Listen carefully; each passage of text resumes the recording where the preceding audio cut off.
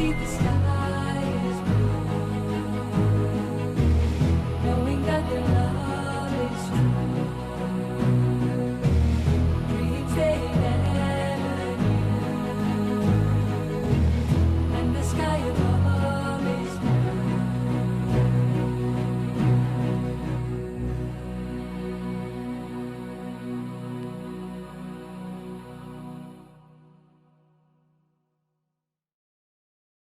Merci maman Arline.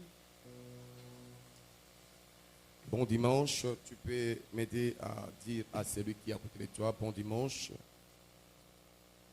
Que Jésus-Christ puisse te bénir. C'est un nouveau jour que Dieu nous accorde ce matin, que Dieu fasse de nouvelles choses dans ta vie. Que ceux qui ne se faisaient pas voir se fassent voir. Ce que tu ne palpais pas, tu puisses le palper. Que cette nouvelle journée soit une journée d'espérance. Quelqu'un dit Amen en cela. Voilà, nous allons prendre sans plus tarder notre Bible dans Éphésiens, non en fait, 2 Rois.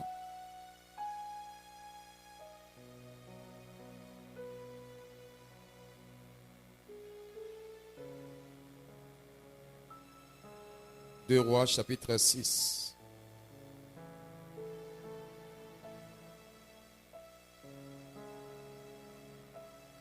On commence par le verset 8 jusqu'en bas. Ça sera un long texte. Et nous allons partir jusqu'au chapitre 7, 1 à 11. Le roi de Syrie était en guerre avec Israël et dans un conseil qu'il tint avec ses serviteurs, il dit: mon camp sera dans un tel lieu. Mais l'homme de Dieu fit dire au roi d'Israël: garde-toi de passer dans ces lieux, car le Syrien y descend. Et le roi d'Israël envoya des gens pour s'y tenir en observation, vers le lieu que lui avait mentionné et signalé l'homme de Dieu.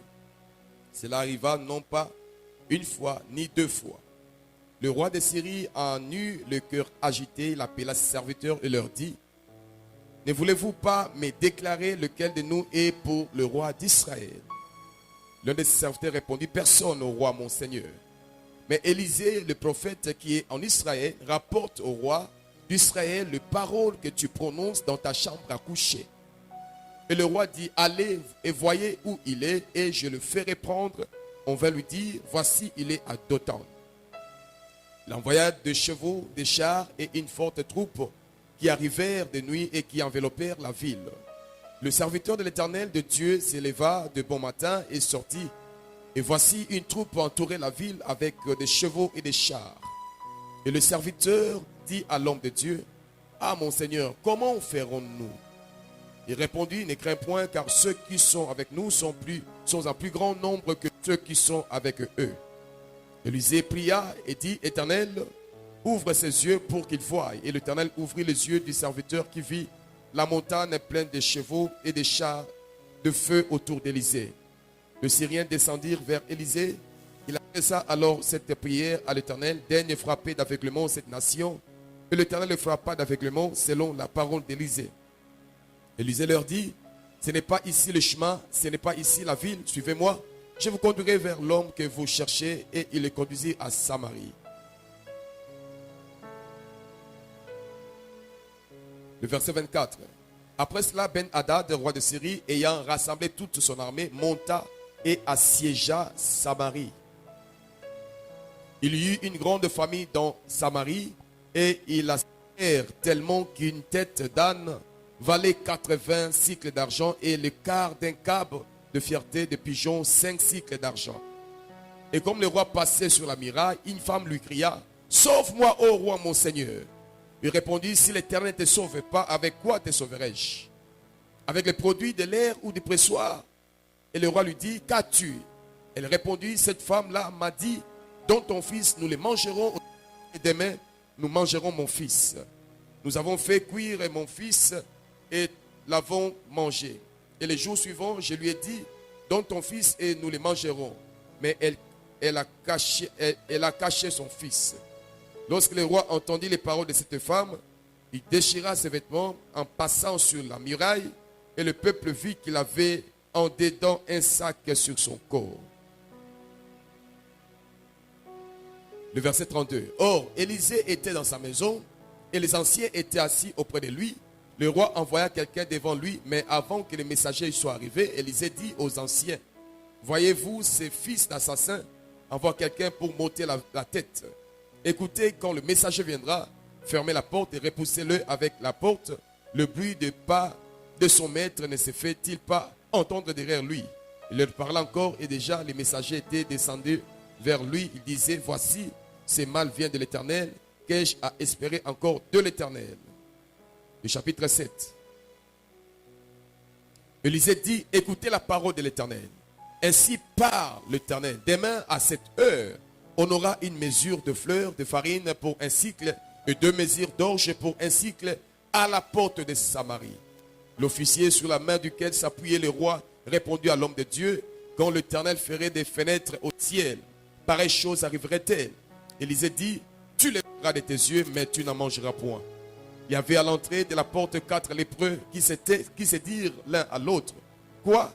Resterons-nous ici jusqu'à ce que nous mourions? Si nous songeons à entrer dans la famine dans la ville, et nous y mourrons. Et si nous restons ici, nous mourrons également. Alors, allons-nous jeter dans le camp des Syriens? Si nous laissent vivre, nous vivrons. Et si nous font mourir, nous mourrons. Ils partirent donc au crépuscule pour se rendre au camp de Syriens. Et lorsqu'ils furent arrivés à l'entrée du camp de Syriens, voici, il n'y avait personne. Le Seigneur avait fait entendre dans le camp des Syriens un bruit de chars et un bruit de chevaux, et le bruit d'une grande armée. Et ils s'étaient dit l'un à l'autre, voici, le roi d'Israël a pris à sa solde contre nous le roi des Hétiens, le roi des Égyptiens, pour venir nous attaquer. Ils se levèrent et prirent la fuite du crépuscule, abandonnant leurs tentes, leurs chevaux, leurs ânes, et quand tels qu'ils l'étaient, ils s'enfuirent pour sauver leur vie.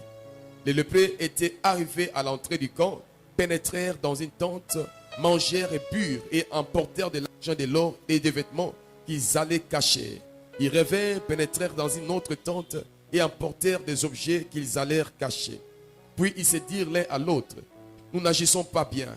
Cette journée est une journée de bonnes nouvelles. Et si nous gardons le silence et si nous attendons jusqu'à la lumière du matin, le châtiment nous atteindra.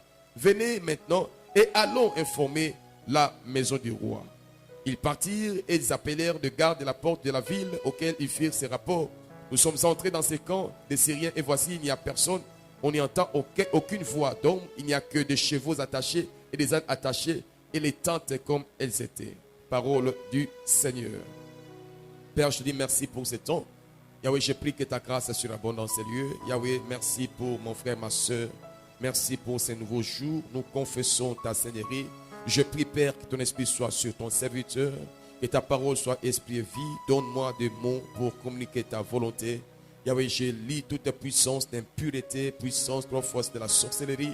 Tout ce qui est contraire à ta volonté, Jésus, nous le lions, nous le rendons nul et sans effet. Que la foi soit communiquée à ton peuple. Que ton esprit puisse, ô Dieu, accompagner ces messages par des signes et des prodiges. Au nom de Jésus, par le Saint-Esprit, nous t'avons ainsi prié. Amen.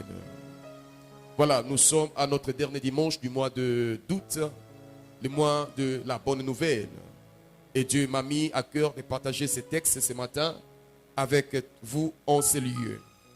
Il s'agit d'une histoire, comme on l'a lu en ces lieux, d'une guerre qui s'est levée entre la Syrie. La Syrie a voulu faire la guerre à Israël.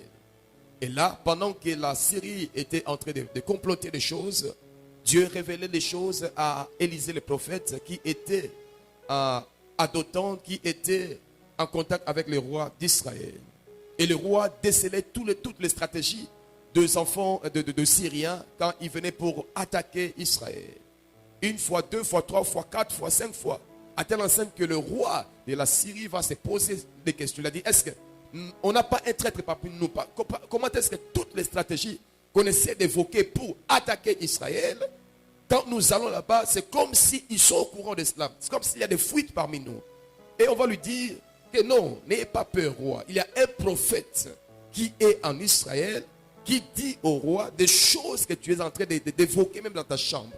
Il s'appelle Élisée. C'est comme ça que le roi va chercher à pouvoir le saisir. Mais malgré cela, Dieu va confondre le roi et ses militaires. Et après cela, le roi va s'élever pour siéger contre Israël. Il va encercler à telle enseigne qu'il avait une forte famine au sein d'Israël, une forte famine. Personne ne pouvait sortir, personne ne pouvait aller acheter la marchandise pour vendre. Donc il n'y avait ni entrée ni sortie. À telle enseigne que la famine était atroce. La famine s'éleva dans le camp d'Israël. Les gens commençaient à mourir de faim. Il n'y avait plus la marchandise, le commerce, le marché était presque sec. Et c'est là, une femme va s'élever pour aller voir le roi, pour dire que roi, nous allons mourir. Aide-moi, sauve-moi. Le roi dit, mais c'est Dieu qui doit te sauver. Et en quoi je dois t'aider? Elle va dire que hier, on a mangé mon fils, on a préparé, on a bouilli, on a fait la sauce avec le corps de mon fils parce qu'il avait la famine. On a mangé avec telle famille et on avait dit, après mon fils, on va manger leur fils aussi. Mais arrivé à leur tour, ils ont refusé.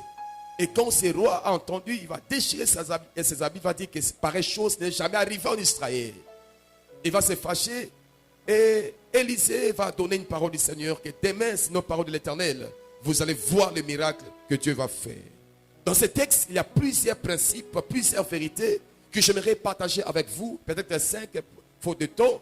Peut-être que c'est 3 à 5 en ce lieu, à 7. C'est que Dieu nous mettra dans le laps de temps qui nous reste pour partager avec vous. La première vérité dans ce texte que je comprends, que c'est lui qui est avec Dieu, doit s'attendre à une opposition, doit s'attendre au combat, doit s'attendre au conflit, doit s'attendre aux attaques quand tu es avec Dieu. Israël veut dire, c'est lui qui lutte avec Dieu. Israël veut dire, c'est lui qui a vu Dieu. Israël veut dire le prince de Dieu. C'est lui qui lutte avec Dieu. C'est lui qui a vu Dieu. C'est lui qui marche avec Dieu.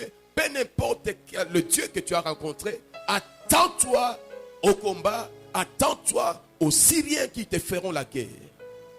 Le mot Syrie veut dire élevé. Et élevé. Élevé. Et Paul dit que nous n'avons pas à lutter contre la chair ni le sang, mais contre les dominations dans les élevés, dans les célestes, dans les très hauts. Il est très haut. Syrie peut être l'image du royaume des ténèbres qui te fera la guerre. Le monde élevé, le monde céleste, le monde spirituel, qui vient pour te combattre, qui vient pour te bloquer, qui vient pour s'opposer à ce que Dieu veut faire avec toi. Un enfant de Dieu est en ce lieu, un fils de Dieu est en ce lieu. Laisse-moi te dire, frère, que le combat sera là, même quand tu as connu Jésus. La paix ne sera pas là, le repos ne sera pas là, aussi longtemps que tu es sur la terre. Ils te feront la guerre, a dit la Bible, mais aussi ils ne te vaincront pas. Quelqu'un peut dire amen à cela. La guerre sera toujours dans la vie. Ne dis pas que je vais croiser les bras, je ne vais plus prier, je ne vais plus méditer. La guerre sera disponible. La vie chrétienne, la vie sur la terre, c'est une vie de défis, c'est une vie de réalité qui va arriver devant ta vie. Mais sois courageux parce que Dieu, le Dieu d'Israël, le Dieu de la Bible, le Dieu d'Abraham, d'Isaac, de Jacob, il a dit, je serai avec vous jusqu'à la fin du monde. Je ne vous abandonnerai pas. Dans ce combat, Dieu est impliqué et la victoire nous est rassurée. Alléluia.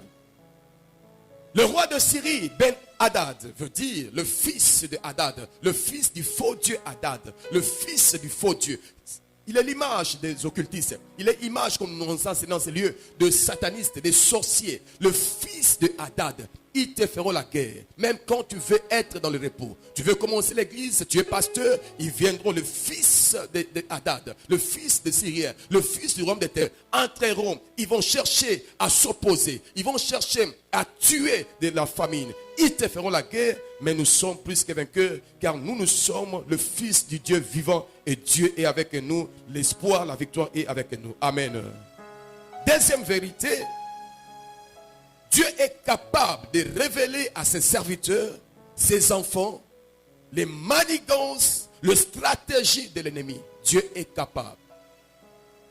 Le Dieu que tu sers, le Dieu que tu adores, le Dieu que tu invoques, est capable de te révéler ce que pensent tes ennemis. Dieu est capable de le révéler. Voilà pourquoi ne sous-estime pas ce Dieu-là. Ne néglige pas parfois des songes. Il peut te le révéler par des songes. Quand tu dors, Dieu peut te révéler les états d'âme. Dieu peut te révéler ce qui va arriver. Comment tu dois te comporter. Fais attention avec telle voix. Fais attention avec telle famille. Fais attention avec telle réalité. Dieu peut te le révéler parce qu'il veut te préparer à affronter cette réalité-là. Alléluia. Je prie ce matin que Dieu commence à te révéler, te préparer au combat, c'est que Ben Hadad pense contre toi, que Dieu te le révèle au nom de Jésus-Christ. Quelqu'un dit Amen. C'est que Ben Hadad, c'est que le Syrien pense contre ton ministère, contre ta vie, contre ta famille, ton foyer, contre ton lendemain, que Dieu puisse te le révéler au nom de Jésus. Et je dis que leur voile est ôté, personne ne saura se cacher devant ta face, au nom puissant de Jésus-Christ. Quelqu'un dit Amen à cela. Que Dieu te le révèle. Il peut révéler par le songe. Il peut révéler par la prophétie. Il peut révéler par la parole. Il peut révéler par le discernement des esprits que Dieu t'accorde ces dons afin que rien ne puisse t'échapper.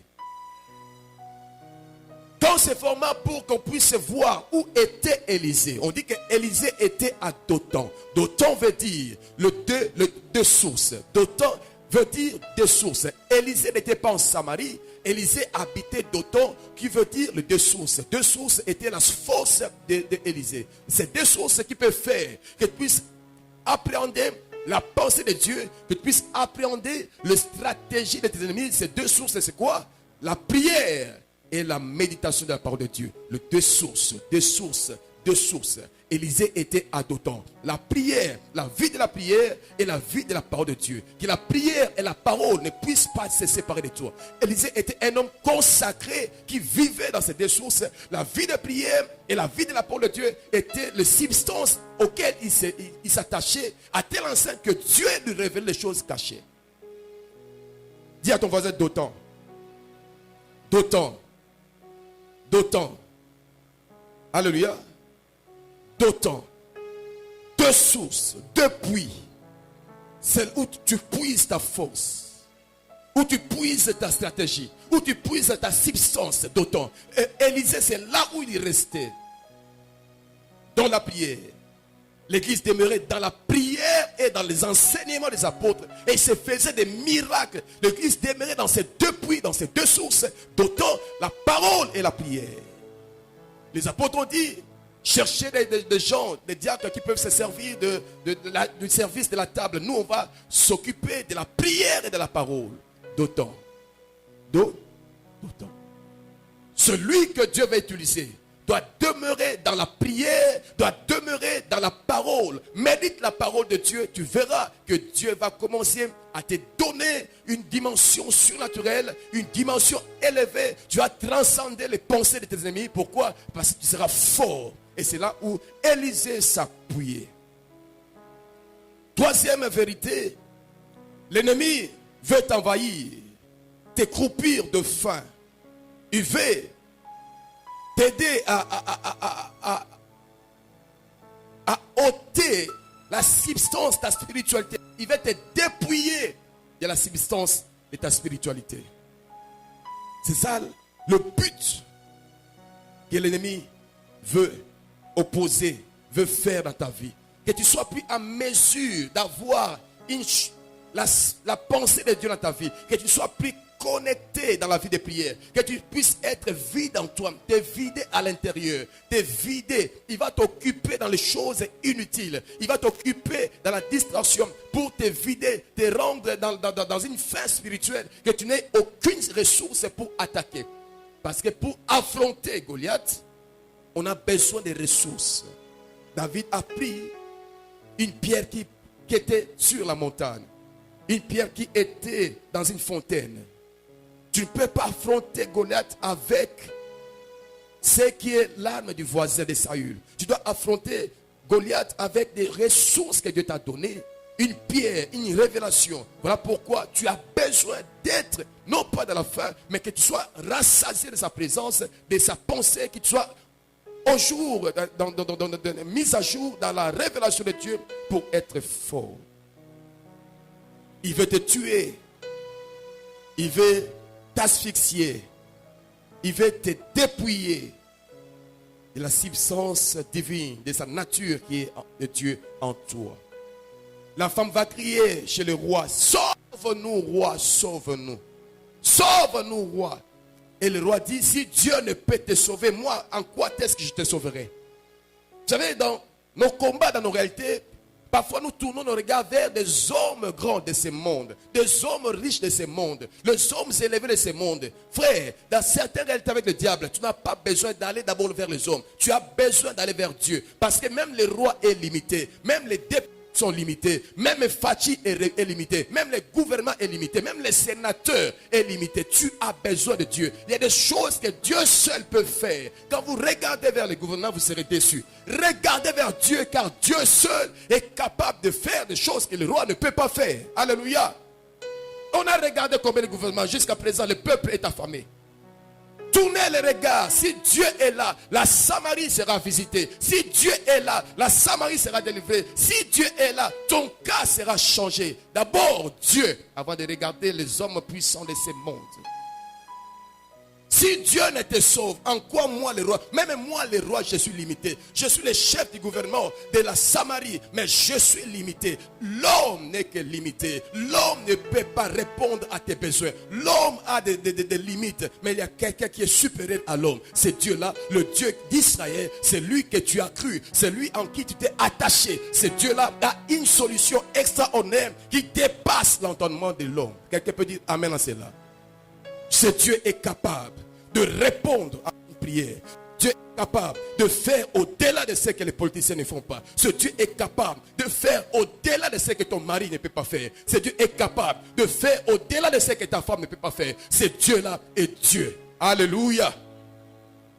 Quatrième vérité, dans le conflit qui nous arrive, que l'ennemi, que le monde invisible peut nous imposer, tu as besoin de la foi. Tu as besoin de quoi? You need the faith. Tu as besoin de la foi. La foi dans ce que Dieu te dit. La foi de la présence de Dieu. La foi. Élisée, quand même le roi est venu pour le chercher, il ne craignait pas. Il savait que Dieu est avec lui. Il dit à son serviteur, n'aie pas peur. Ceux qui sont avec nous sont plus nombreux que ceux qui viennent nous faire du mal. La foi te donne, te connecte à la providence de Dieu. La foi te connecte à ce que Dieu a. On peut avoir Dieu, mais sans la foi, tu ne peux pas recevoir la chose que Dieu veut te fournir. Il y a une force. Dieu a des anges. Dieu a une armée. Dieu a des ressources. Dieu a la puissance. Mais c'est la foi qui nous permet d'entrer en contact avec ces choses-là. La foi, c'est une main invisible qui te permet d'aller vers Dieu, de recevoir la ressource, de recevoir les miracles, de recevoir la providence et de se tenir ferme devant les épreuves. La foi. Je dis à quelqu'un là, la foi. La foi dans ce que Dieu. Élisée n'avait pas la peur. Élisée ne craignait point. Pourquoi? Parce que Élisée était un homme de foi.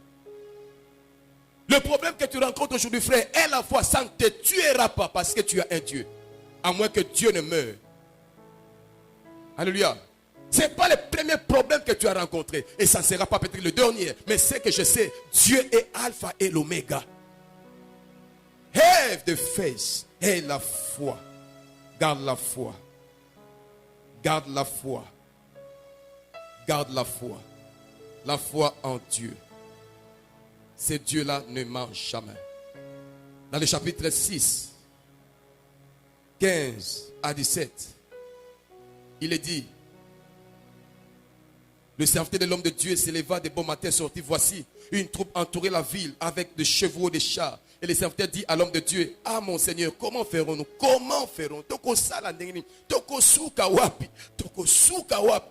L'homme de Dieu répondit, ne crains point, car ceux qui sont avec nous sont en plus grand nombre que ceux qui sont avec eux. Ceux qui sont avec nous, même les anges qui sont avec nous, sont plus nombreux que les démons qui sont avec le diable. Voilà pourquoi, bien aimé, est la foi, est la foi. Aussi longtemps que tu as la foi, n'a nous silité. Alléluia. Aussi longtemps que tu as encore la foi, n'a nous silité. Parce que la foi surprend toujours. Cinquième vérité, malgré la difficulté, malgré les difficultés qui peuvent arriver, malgré des complications, malgré des situations sans issue que tu peux découvrir dans ta vie, une bonne nouvelle est toujours possible. Dieu est capable de t'apporter une bonne nouvelle. La bonne nouvelle est toujours possible et accessible. La bonne nouvelle, dans ton cas difficile, la bonne nouvelle est possible. Dans ce que tu rencontres des difficultés là, où tu dis que dans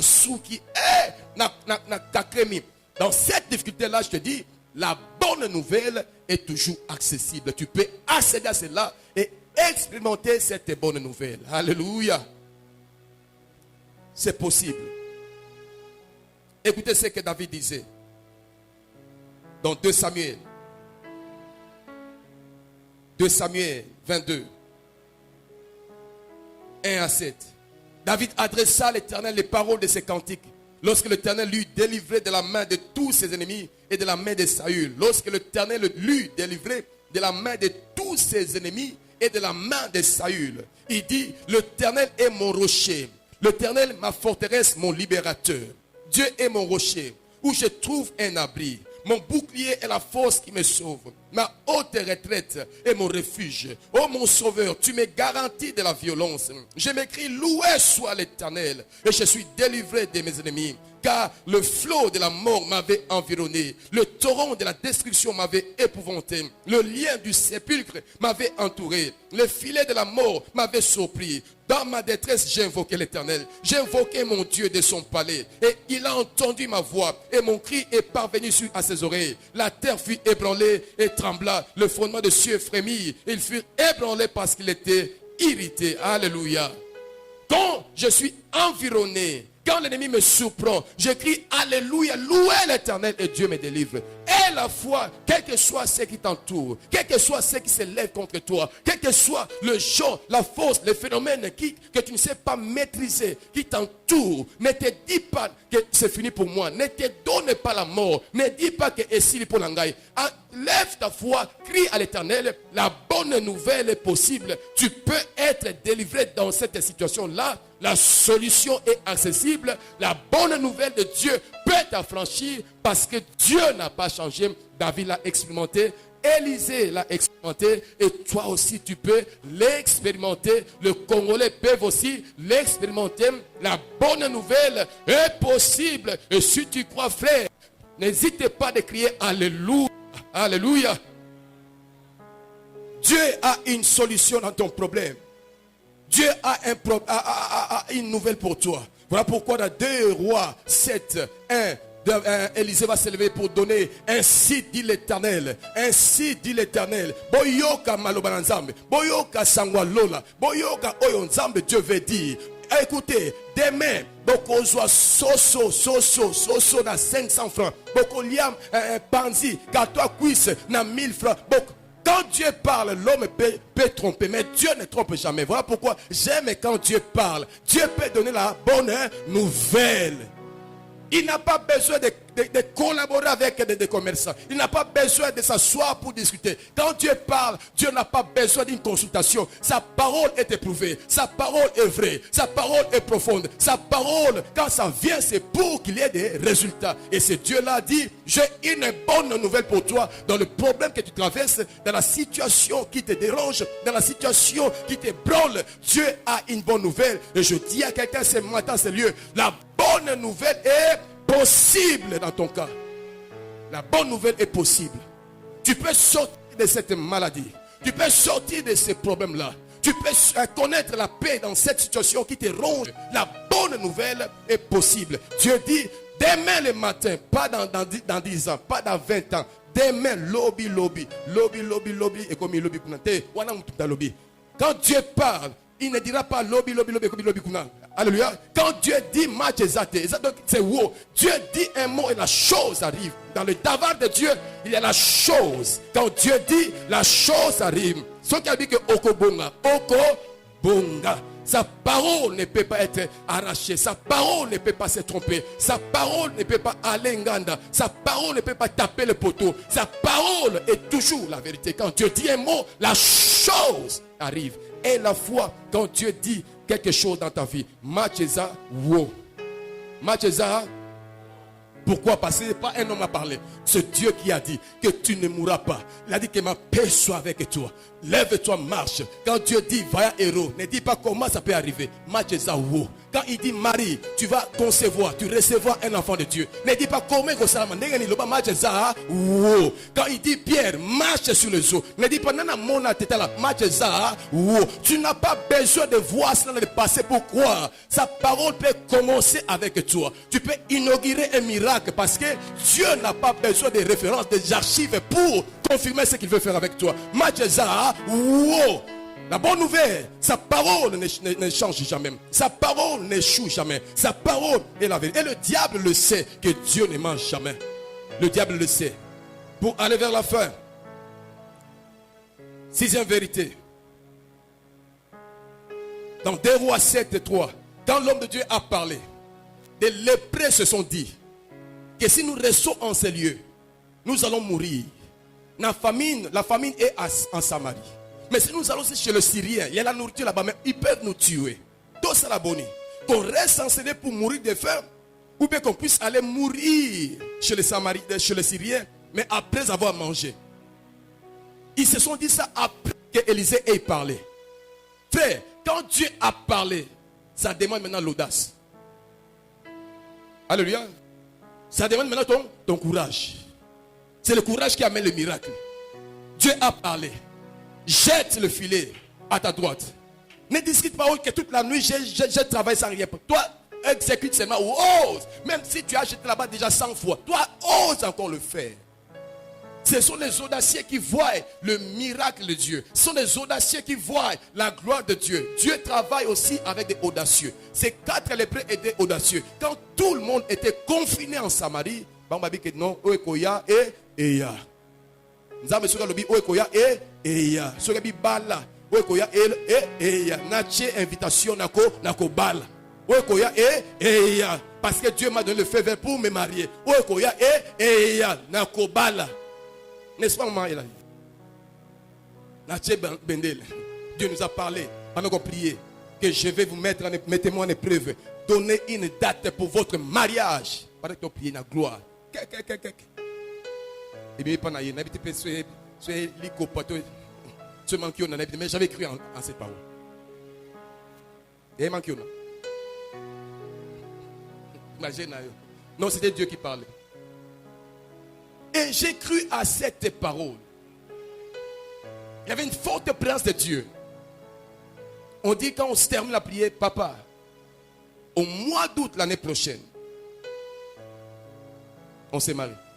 Moi, noyo, matona. Raisonne un peu. Dieu a parlé. Ton problème, c'est l'audace. Ton problème, c'est... Il t'a dit que je te donne un travail, mais tu as peur d'aller voir un DG. Alors que Dieu a permis que ce DG-là passe devant votre maison.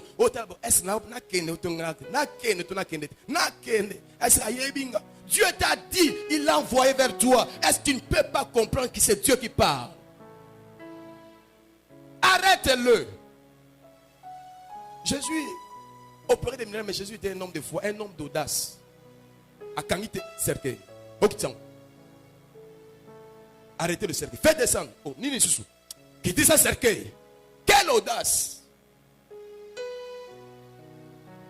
Alléluia. La foi est audacieuse. La foi est audace. Ce sont des audacieux, des violents qui s'en emparent, qui s'emparent de le royaume de Dieu. Tu dois être audacieux. Un homme audacieux fera des résultats. David est un homme audacieux. Parlez de Goliath.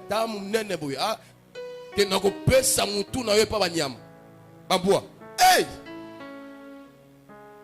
Alléluia. Goliath était lancé là, c'est passé 3 mètres.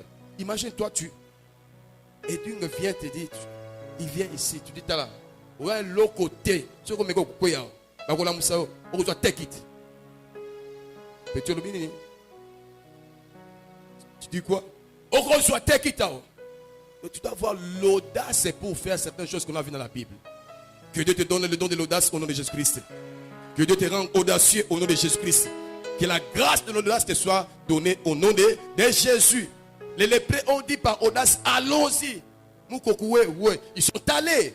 Et quand ils sont allés là-bas, La Bible dit que Dieu les avait précédés. Un audacieux qui à la fois, après avoir entendu l'ainsi dit l'Éternel, Dieu te précède dans la gloire. Dieu les avait précédés. Les Syriens ont entendu des chars. Il y a la part de Dieu, il y a ta part. Les chars, le bruit des chars, c'est ça la part de Dieu. Toi, ta part, c'est de te déplacer, d'avancer seulement, d'aller là où se trouve la bénédiction. Dieu fait dans le monde spirituel, parfois, il peut dire à cet homme-là, chèque, il y a 50 000 $. Mais toi, c'est toi qui dois aller le voir. La part de Dieu, Dieu le fera. Mais ta part, l'audace, ose faire des choses que tes contemporains n'ont jamais essayé de faire. Parce que Dieu va honorer la foi de celui qui croit à son oracle. Ainsi dit l'Éternel. Alléluia. Pour terminer, quand ils sont arrivés là-bas, Dieu a mis les Syriens en fuite. Ils ont rencontré des choses extraordinaires. Ils ont commencé à manger. Ils avaient de l'eau, il y avait des Versace, il y avait des Kasamoto, il y avait des Y-3. Donc les prêts moutaforme, de lépreux malamogo à riche, de lépreux. Dieu est capable de te faire passer de lépreux vers un homme millionnaire, de lépreux vers un homme stable, de lépreux vers. Dieu est capable de faire ces choses-là. Et je prie pour quelqu'un qui est en ce lieu, quelqu'un qui a été considéré comme un lépreux, c'est-à-dire que quelqu'un qui a été marginalisé. Un lépreux, c'est quelqu'un, personne non grata. C'est-à-dire, on n'a pas besoin de lui. Il est sans impact. Et tout le monde veut l'éviter. Pourquoi? Quand il appelle un lépreux, on l'évite. On décoche. Ah! Un lépreux, on les met à l'écart. Mais Dieu est capable de te faire passer du lépreux à le distributeur des choses, le distributeur de l'argent, le distributeur de l'espérance. Dieu peut te faire ce passage-là de lépreux à la dimension extraordinaire. Et je prie que là où tu habites, que là où tu es, que Dieu te fasse un changement, un transfert du lépreux au distributeur de ressources, au lépreux au distributeur de la bonne nouvelle. Tu peux dire à ceux qui t'ont rejeté, hey,